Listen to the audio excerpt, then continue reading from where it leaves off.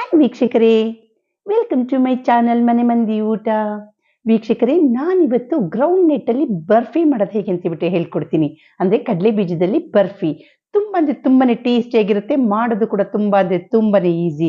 ಕೇವಲ ಮೂರೇ ವಸ್ತು ಉಪಯೋಗಿಸ್ಬಿಟ್ಟು ಮಾಡುವಂಥ ಬರ್ಫಿ ವೀಕ್ಷಕರೇ. ತುಂಬಾನೇ ಚೆನ್ನಾಗಿರುತ್ತೆ. ಒಳ್ಳೆ ಕ್ಯಾಶು ನಟ್ ಬರ್ಫಿ ತಿಂದಂಗಾಗುತ್ತೆ ವೀಕ್ಷಕರೇ. ಬನ್ನಿ ಹೇಗೆ ಮಾಡೋದು ಅಂತೇಳ್ಬಿಟ್ಟು ಹೇಳ್ಕೊಡ್ತೀನಿ. ಅದಕ್ಕಿಂತ ಮುಂಚೆ ಯಾರು ನನ್ನ ಚಾನಲ್ಗೆ ಸಬ್ಸ್ಕ್ರೈಬ್ ಆಗಿಲ್ಲ, ದಯಮಾಡಿ ಸಬ್ಸ್ಕ್ರೈಬ್ ಆಗಿ, ಮತ್ತು ಅಲ್ಲಿ ಬೆಲ್ ಐಕನ್ ಇರುತ್ತೆ ನೋಡಿ, ಅದನ್ನು ಕೂಡ ಪ್ರೆಸ್ ಮಾಡಿ ವೀಕ್ಷಕರೇ. ನಾನು ಹಾಕುವಂಥ ಪ್ರತಿಯೊಂದು ವಿಡಿಯೋಗಳು ಕೂಡ ನೀವು ನೋಡ್ಬೋದು. ಬನ್ನಿ ಹೇಗೆ ಮಾಡೋದು ಅಂತೇಳ್ಬಿಟ್ಟು ಹೇಳ್ತಾ ಹೋಗ್ತೀನಿ. ನೋಡಿ, ಇಲ್ಲಿ ನಾನು 1 ಕಪ್ಪಷ್ಟು ಕಡಲೆ ಬೀಜ ತೊಗೊಂಡಿದ್ದೀನಿ, ಹಸಿ ಕಡಲೆ ಬೀಜ. ಇಲ್ಲಿ ನಾನು ಮಾಡ್ತಾ ಇರೋ ಈ ಕ್ವಾಂಟಿಟಿನಲ್ಲಿ ಸುಮಾರು ಏನಿಲ್ಲ ಅಂದರೆ ಒಂದು 15 ಅಂತೂ ಬರ್ಫಿ ಆಗುತ್ತೆ ವೀಕ್ಷಕರೇ. ನೋಡಿ, ಇವಾಗ ಒಂದು ಮೀಡಿಯಂ ಫ್ಲೇಮ್ನಲ್ಲಿ ಇಟ್ಕೊಂಡ್ಬಿಟ್ಟು ಕ್ಲೀನಾಗಿ ಫ್ರೈ ಮಾಡ್ಕೋಬೇಕಾಗುತ್ತೆ, ರೋಸ್ಟ್ ಮಾಡ್ಕೋಬೇಕಾಗುತ್ತೆ. ಕಡಲೆ ಬೀಜನ ಹುರ್ಕೊಳ್ತಾ ಇದ್ದೀನಿ. ನೋಡಿ ನೋಡಿ ಇವಾಗ ತೋರಿಸ್ತಿದ್ದೀನಿ ಎಷ್ಟು ಹುರ್ಕೋಬೇಕು ಅಂತೇಳ್ಬಿಟ್ಟು. ನೋಡಿ, ಇಷ್ಟು ಮಟ್ಟಿ ಹುರ್ಕೋಬೇಕಾಗತ್ತೆ. ತುಂಬ ಸೀಸ್ಕೊಳಕ್ಕೆ ಹೋಗಬೇಡಿ. ಅದಾದ ನಂತರ ಸ್ವಲ್ಪ ತಣ್ಣಗಾಗೋದಕ್ಕೆ ಅಂದ್ಬಿಟ್ಟು ಒಂದು ಪೇಪರ್ ಮೇಲೆ ಹರಡಿಬಿಡಿ. ತಣ್ಣಗಾದ ನಂತರ ಆ ಸಿಪ್ಪೆನೆಲ್ಲ ಸ್ವಲ್ಪ ಕೈನಲ್ಲಿ ಪ್ರೆಸ್ ಮಾಡಿದ್ರೆ ಸಾಕು, ಸಿಪ್ಪೆ ಎಲ್ಲ ಬಂದ್ಬಿಡುತ್ತೆ. ಈ ಥರ ಒಂದು ಜಾಲರಿ ತೊಗೊಂಡ್ಬಿಟ್ಟು ಕ್ಲೀನಾಗಿ ಆ ಸಿಪ್ಪೆ ಎಲ್ಲ ಬೇರ್ಪಡಿಸ್ಕೊಂಬಿಡಿ. ನೋಡಿ, ಇವಾಗ ಕ್ಲೀನಾಗಿ ಸಿಪ್ಪೆ ಎಲ್ಲ ತೆಗೆದಿರೋ ಅಂಥ ಒಂದು ಕಡಲೆ ಬೀಜ ರೆಡಿ ಆಗೋಯ್ತು. ಈ ಕಡಲೆ ಬೀಜನ ನಾನು ಒಂದು ಮಿಕ್ಸಿಗೆ ಹಾಕೊಂಡ್ಬಿಟ್ಟು ಪೌಡರ್ ಮಾಡ್ಕೊತೀನಿ ವೀಕ್ಷಕರೇ. ನೋಡಿ, ಈಗ ಮಿಕ್ಸಿಗೆ ಹಾಕೊಳ್ತಾ ಇದ್ದೀನಿ. ಇದು ಮಿಕ್ಸಿ ಪೌಡರ್ ಮಾಡುವಾಗನೂ ಕೂಡ ತುಂಬ ಫಸ್ಟ್ ಟೈಮ್ ಗ್ರೈಂಡ್ ಮಾಡುವಾಗ ತುಂಬ ನುಣ್ಣಗಾಗೋ ಅವಶ್ಯಕತೆ ಇಲ್ಲ, ತರಿ ಆದರೂ ಪರವಾಗಿಲ್ಲ ವೀಕ್ಷಕರೇ. ನೋಡಿ, ಇವಾಗ ನಾನು ಮಿಕ್ಸ್ ಸರಿ ರುಬ್ಕೊಂಡ್ಬಿಟ್ಟು ಬಂದಿದ್ದೀನಿ. ಇಲ್ಲಿ ನಾನು ನೆಸ್ಲೆನವ್ರದ್ದು ಎವ್ರಿಡೇ ಮಿಲ್ಕ್ ಪೌಡರ್ ತೊಗೊಂಡಿದ್ದೀನಿ. ಇದು ನಾನು ಏನು ಶೇಂಗಾ ತೊಗೊಂಡಿದ್ನಲ್ಲ, ಸೇಮ್ ಕಪ್ ಮೆಜರ್ಮೆಂಟಲ್ಲಿ 1/4 ಕಪ್ಪಷ್ಟು ಮಿಲ್ಕ್ ಪೌಡರ್ ಹಾಕ್ತಾ ಇದ್ದೀನಿ. ಈಗ ಏನು ನಾನು ರುಬ್ಕೊಂಬಂದಿದ್ನಲ್ಲ, ಪೌಡರ್ ಮಾಡ್ಕೊಂಡಿದ್ನಲ್ಲ, ಅದಕ್ಕೆ ಈಗ ಒಂದು 1/4 ಕಪ್ಪಷ್ಟು ಮಿಲ್ಕ್ ಪೌಡರ್ನ ಮಿಕ್ಸ್ ಮಾಡಿದ್ದೀನಿ. ಮಾಡಿಬಿಟ್ಟು ಈಗ ಇನ್ನೂ ಒಂದು ಸರಿ ಕ್ಲೀನಾಗಿ ಗ್ರೈಂಡ್ ಮಾಡ್ಕೊಂಡು ಬರ್ತೀನಿ. ಈಗ ಅದು ನುಣ್ಣಗೆ ಪೌಡರ್ ಆಗುತ್ತೆ ವೀಕ್ಷಕರೇ. ನೋಡಿ, ಈಗ ತೋರಿಸ್ತೀನಿ ಎಷ್ಟು ನುಣ್ಣಗಾಗಿದೆ ಅಂತೇಳ್ಬಿಟ್ಟು. ಫುಲ್ಲು ತರಿ ಇರಬಾರ್ದು ವೀಕ್ಷಕರೇ, ಕಂಪ್ಲೀಟ್ ನುಣ್ಣಗಾಗಿರ್ಬೇಕಾಗತ್ತೆ. ನೋಡಿ, ಫೈನ್ ಪೌಡರ್ ಆಗಿದೆ. ನೋಡಿ, ಕಾಣಿಸ್ತಾ ಇದೆಯಲ್ಲ, ಒಂದು ಚೂರು ಕೂಡ ತರಿ ಇಲ್ಲ, ಏನಿಲ್ಲ. ಸೊ ಇವಾಗ ಪೌಡರ್ ಮಾಡ್ಕೊಂಡಿದ್ದಾಗಿದೆ. ಇಲ್ಲಿ ನಾನು ಪಾಕ ತೆಗೆಯೋದಕ್ಕೆ ಅಂತ ಹೇಳ್ಬಿಟ್ಟು ಇವಾಗ ಇಡ್ತೀನಿ. ಇಲ್ಲಿ ನಾನು ಏನು ಕಪ್ ತೊಗೊಂಡಿದ್ನಲ್ಲ, ಸೇಮ್ ಕಪ್ ಮೆಜರ್ಮೆಂಟಲ್ಲಿ ಅರ್ಧ ಕಪ್ಪಷ್ಟು ಬೆಲ್ಲ ತೊಗೊಂಡಿದ್ದೀನಿ. 1/4 ಕಪ್ಪಷ್ಟು ನೀರನ್ನು ಕೂಡ ಅದಕ್ಕೆ ಆ್ಯಡ್ ಮಾಡ್ತಾ ಇದ್ದೀನಿ. ನಿಮಗೆ ಇಷ್ಟ ಇದೆ ಅಂದರೆ ಸಕ್ಕರೆನಾದರೂ ಆ್ಯಡ್ ಮಾಡ್ಕೊಳ್ಳಿ. ನನಗೆ ಸಕ್ಕರೆ ಇಷ್ಟ ಇಲ್ಲ, ಹಾಗಾಗಿ ನಾನು ಬೆಲ್ಲ ಹಾಕ್ತಾ ಇದ್ದೀನಿ. ಈಗ ಬೆಲ್ಲನ ಸ್ವಲ್ಪ ಪಾಕ ಮಾಡ್ಕೋಬೇಕಾಗತ್ತೆ. ಈ ಪಾಕ ಕನ್ಸಿಸ್ಟೆನ್ಸಿ ಎಷ್ಟಿರಬೇಕು ಅಂದರೆ, ಈ 1 ಎಳೆ ಪಾಕ ಅಂತ ಹೇಳ್ತೀವಲ್ಲ, ಅಷ್ಟು ಬರಬೇಕಾಗತ್ತೆ. ನಾನು ತೋರಿಸ್ತೀನಿ ವೀಕ್ಷಕರೇ ಎಷ್ಟು ಪಾಕ ಬಂದಿರಬೇಕು ಅಂತೇಳ್ಬಿಟ್ಟು. ನೋಡಿ, ಇವಾಗ ಆಲ್ಮೋಸ್ಟ್ ಇವಾಗ ಪಾಕ ಬರ್ತಾ ಇದೆ.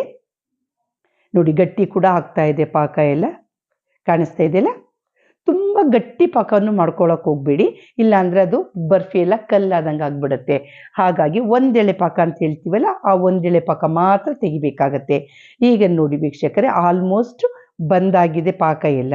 ಈಗ ಸಿಮ್ ಮಾಡ್ಕೊಂಡಿದ್ದೀನಿ. ಸಿಮ್ ಮಾಡ್ಕೊಂಡಾದ ನಂತರ ಈಗ ನಾನು ತೋರಿಸ್ತಾ ಇದ್ದೀನಿ ವೀಕ್ಷಕರೇ ಎಷ್ಟು ಗಟ್ಟಿ ಇರಬೇಕು ಅಂತೇಳ್ಬಿಟ್ಟು. ನೋಡಿ, ಇಷ್ಟು 1 ಎಳೆ ಪಾಕ ಕೈನಲ್ಲಿ ಹಿಂಗೆ ಇಟ್ಕೊಂಡಾಗ 1 ಎಳೆ ಬರ್ತಾ ಇದೆಯಲ್ಲ, ಈ ಥರ 1 ಎಳೆ ಬಂದಾಗ ಅದು ಆಫ್ ತುಂಬ ಕಂಪ್ಲೀಟ್ ಸಿಮ್ ಮಾಡಿಬಿಡಿ, ಇಲ್ಲಾಂದರೆ ಬೇಕಿದ್ರೆ ಆಫ್ ಮಾಡಿ ಸ್ವಲ್ಪ ಹೊತ್ತು.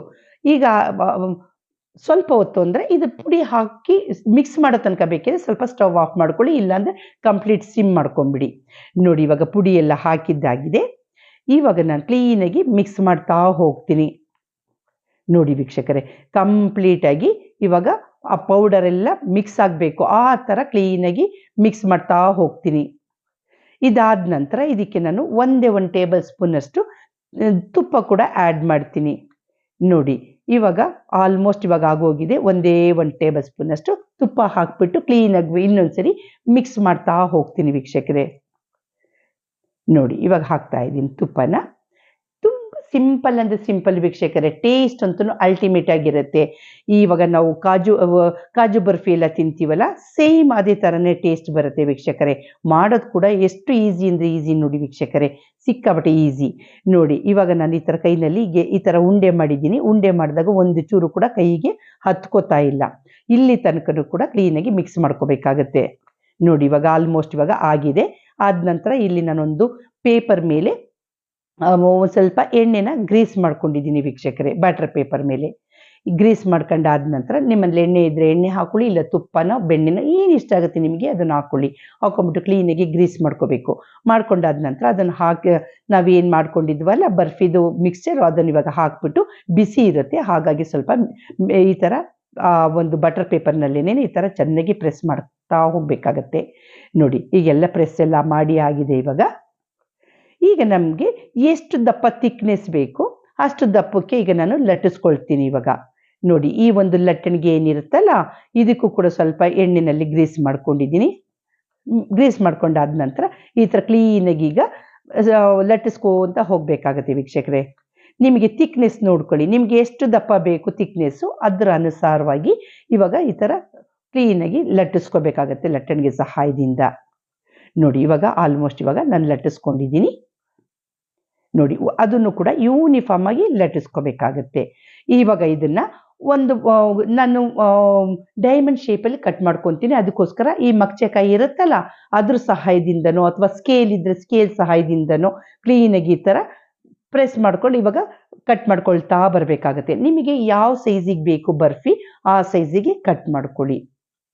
ಮತ್ತು ನಿಮಗೆ ಯಾವ ಶೇಪ್ ಬೇಕು ಆ ಶೇಪಲ್ಲಿ ಕೂಡ ನೀವು ಕಟ್ ಮಾಡ್ಕೋಬೋದು. ಸ್ಕ್ವೇರ್ ಆಗಲಿ ಅಥವಾ ರೆಕ್ಟ್ಯಾಂಗ್ಯುಲರ್ ಆಗಲಿ ಅಥವಾ ಈ ಥರ ಡೈಮಂಡ್ ಶೇಪಲ್ಲಾದ್ರೂ ಕೂಡ ನೀವು ಮಾಡ್ಕೋಬೋದು ವೀಕ್ಷಕರೇ. ನೋಡಿ ಆಲ್ಮೋಸ್ಟು ನಾನು ಡೈಮಂಡ್ ಶೇಪಲ್ಲಿ ಕಟ್ ಮಾಡ್ಕೊಂಡಿದ್ದೀನಿ. ಬರ್ಫಿ ಕೂಡ ರೆಡಿಯಾಗೋಯ್ತು. ಇದನ್ನು ಒಂದು 5 ರಿಂದ 10 ನಿಮಿಷ ಹಾಗೇನೇ ಡ್ರೈ ಆಗೋದಕ್ಕೆ ಅಂತೇಳಿ ಬಿಡಬೇಕಾಗತ್ತೆ ವೀಕ್ಷಕರೇ. ನೋಡಿ ಈ ಥರ ಇಷ್ಟಿಷ್ಟು ದಪ್ಪ ಸೈಜಲ್ಲಿ ನಾನು ಕಟ್ ಮಾಡ್ಕೊಂಡಿದ್ದು ಥಿಕ್ನೆಸ್ಸು ಈ ಸೈಜಲ್ಲಿ ಮಾಡ್ಕೊಂಡಿದ್ದೀನಿ ವೀಕ್ಷಕರೇ. ಸೇಮ್ ಟು ಸೇಮ್ ಇದ್ರ ಕಾಜು ಬರ್ಫಿ ಸೈಜಲ್ಲೇ ಮಾಡಿದ್ದೀನಿ. ನೀವು ಒಂದ್ಸರಿ ಟ್ರೈ ಮಾಡಿ.